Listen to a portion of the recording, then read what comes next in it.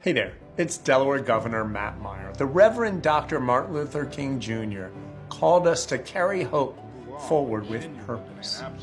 And while on this Martin Luther King Day, we reflect on how far we've come as a nation and as a state, we also must recommit ourselves to the work ahead, pushing forward Dr. King's dream of equality for all.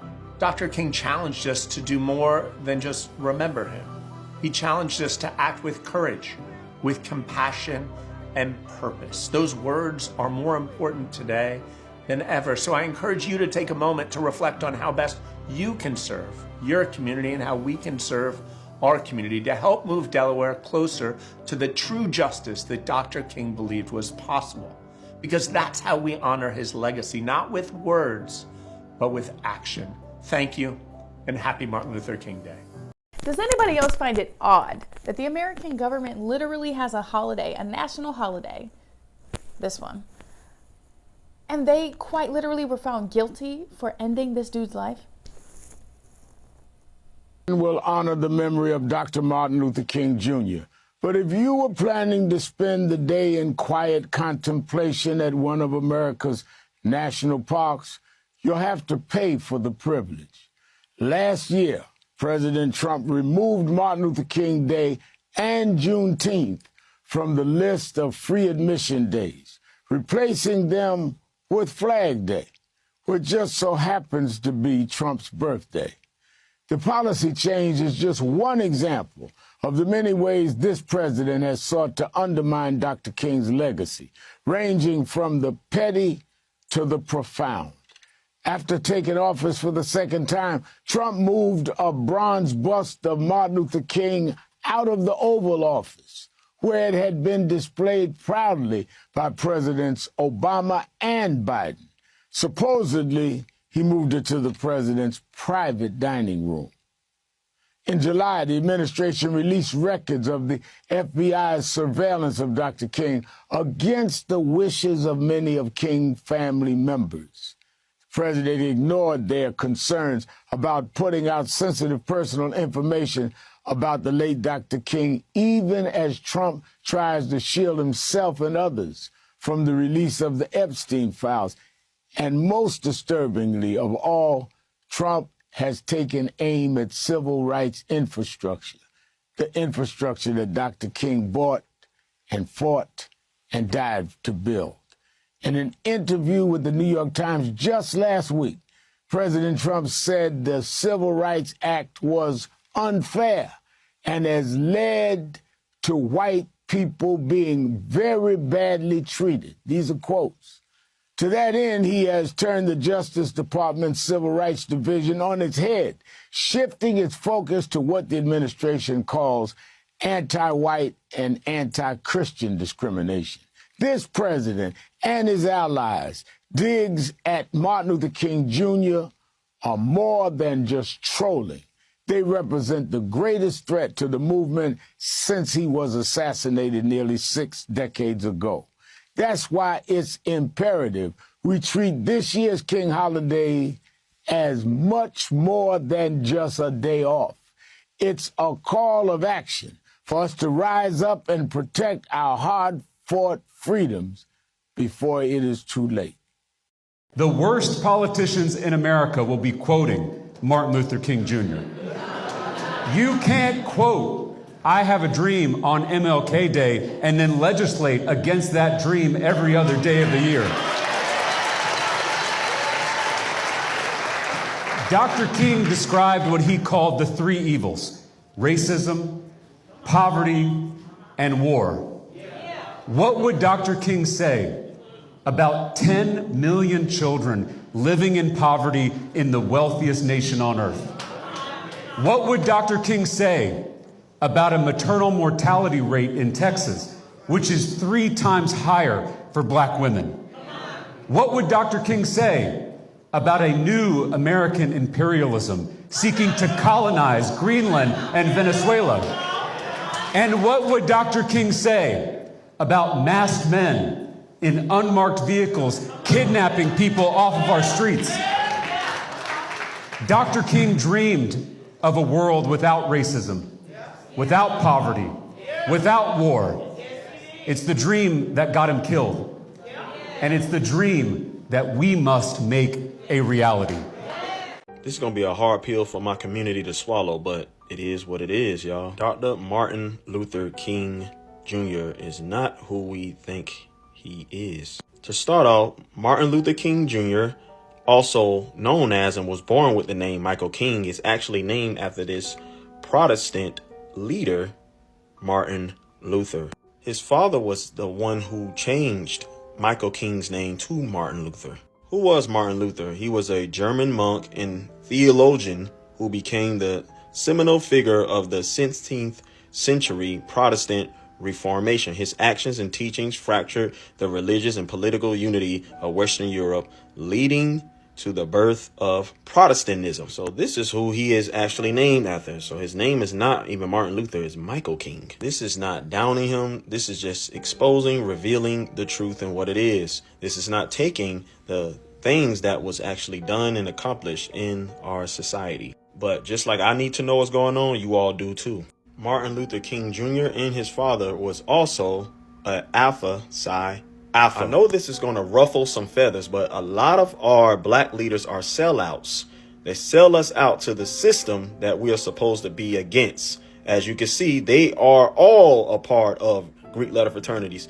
Look at Jesse Jackson. And y'all know, if you've been following my content, you have to swear, take oaths, and you have to do rituals, binding yourself and making covenants with demons. So if that is what they do in these frats and sororities, and he's a part of it, all these men, what you think that Martin Luther King Jr. had to do, aka Michael King? Another red flag is that Martin Luther King Jr. and the Atlanta rabbi Jacob M. Rothschild were close friends. This rabbi gave Martin Luther King Jr. a Nobel Peace Prize. Y'all know what you know, the Rothschilds and the Rockefellers, what type of power they have in this world. So how is he going against the system? Martin Luther, how are they close friends? Do your due diligence and do your own research. Okay, let me be raw with y'all. It's not by surprise why Martin Luther King Jr. has a day. A person that is actually, just think about it, y'all, that's standing against the system. Do you think they're going to reward him and give him a day? I think not. Even with the I Have a Dream speech, I don't believe the I Have a Dream speech was inspired by the Holy Spirit. Remember, y'all, he's a part of the club, the brotherhood, the Black Boule. And I believe that they push certain things out and they throw out a little gospel in it, which is called the social gospel, which Dr. Jamal Bryant preaches and Reverend Jesse Jackson. Oh, they are all a part of frats. I love y'all, but stop taking things face value. Be swift to hear, slow to speak, and slow to wrath. So, the best way we could really honor Dr. Martin Luther King these days and his legacy as black people is by promoting education. It just hits me sometimes that there are literally brothers and sisters these days putting education down. And not too long ago, there were brothers and sisters literally fighting and literally dying to get an education. I know the world has changed and some things have shifted since then, but the value of education hasn't, y'all. Now, the access to education has changed, which in so many respects has changed some of the conversations when it comes to education. But that's the thing. If we aren't people or the people with the education, we aren't the people that are in the conversations. That's the thing that I don't think a lot of us are getting. A lot of us don't see how we're setting ourselves back and not setting ourselves forward. Yeah. It just hits me, y'all. Kills me. The more I learn about Martin Luther King Jr., the more disgusted I am that we celebrate a national holiday in his name. Because when you really look at what this man did, what he stood for, I find it difficult to believe that he would look at America today as anything worth celebrating. And I know for certain that he would be appalled by the politicians on both sides of the aisle who use his name for clout one day a year and spend the other 364 tarnishing his legacy. This is a man who said the evils of capitalism are as real as the evils of militarism and racism. This is a man who said the entire structure of American life must be changed and that America is a hypocritical nation. Now ask yourself, has the whole structure of American life changed in the last 60 years? Or are the evils of capitalism, militarism, and racism still present in everyday American life? Because until we change the structure like Dr. Martin Luther King Jr. wanted, we should be ashamed to celebrate this country in his name. A man did a study on Martin Luther King and read different books from Martin Luther King. And I'll just say this, if what he is saying is true, then a lot of history we have been taught has been false, as far as the Christian aspect. It was just a big disappointment to find out the things that we ended up finding out about him, in terms of the fact that he wasn't a real Christian. He didn't believe in the deity of Christ. He didn't believe in the virgin birth. He didn't believe that Jesus rose from the dead. He didn't believe in the literal existence of heaven and hell. Didn't believe that Jesus is going to come again. He basically didn't believe in the basic fundamental tenets of the Christian faith. And you found this out through his own words, correct? Through his own words, right.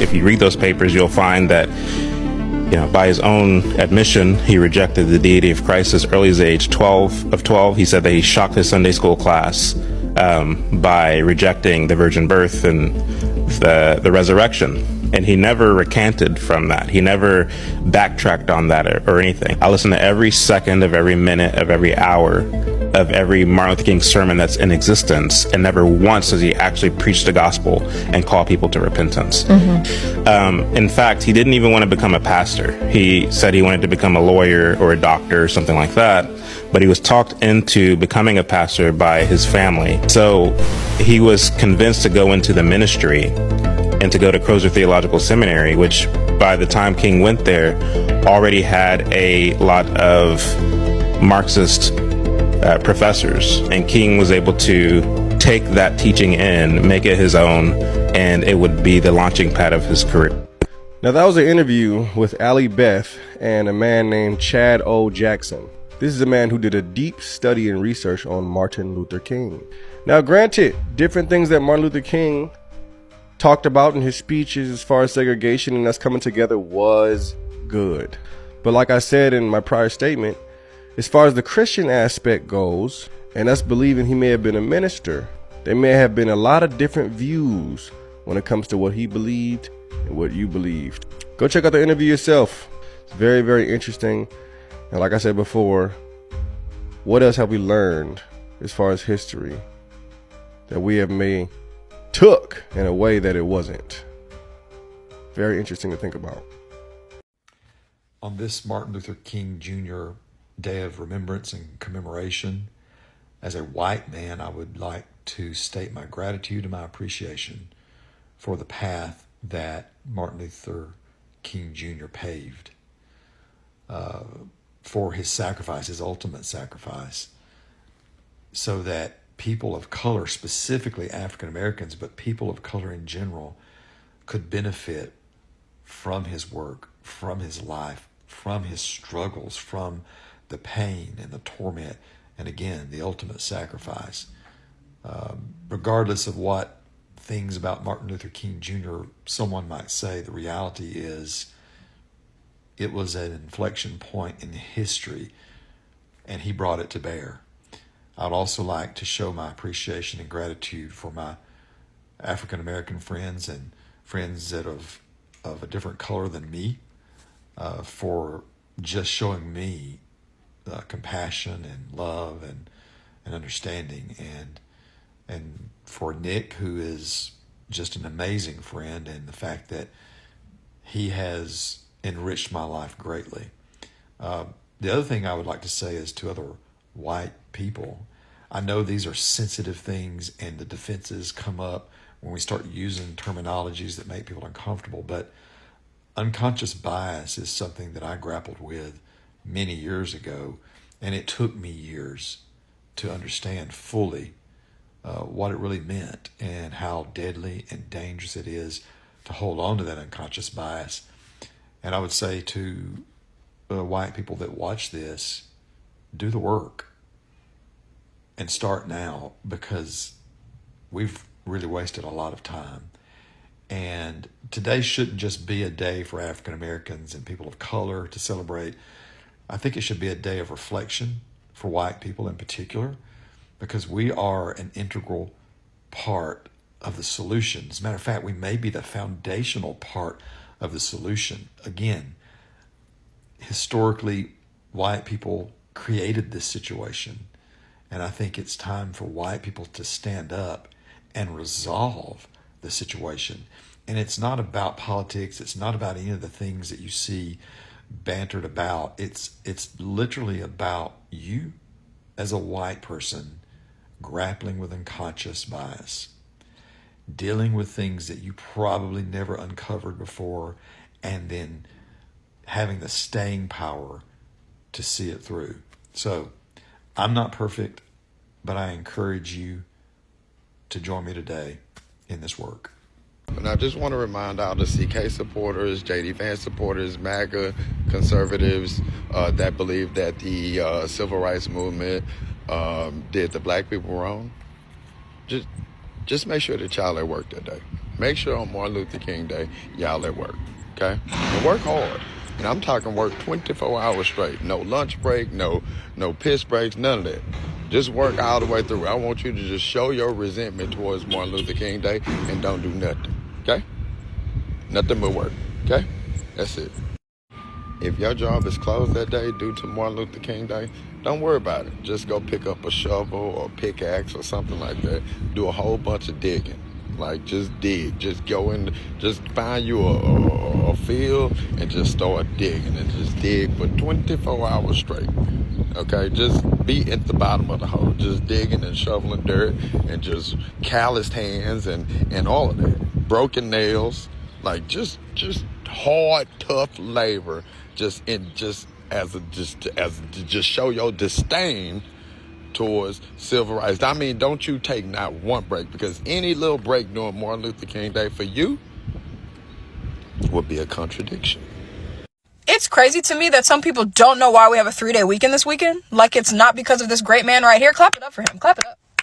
Clap it up for the man, not the myth, Martin Luther King Jr. He has a holiday because he deserves it. Because of the civil rights activist that he was, because of the nonviolence that he stood for.